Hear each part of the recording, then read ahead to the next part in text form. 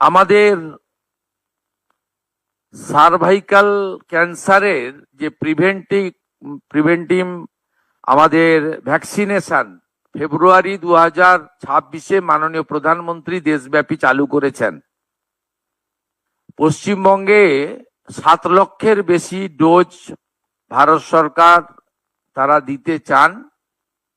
আমাদের এই 14 থেকে 15 বছরের আমাদের বোনেদের বা বালিকাদের তাদেরকে আমরা এইটা দিতে পারি, যেটা ভারতবর্ষের অন্যান্য রাজ্যে কমপ্লিট হয়ে গেছে।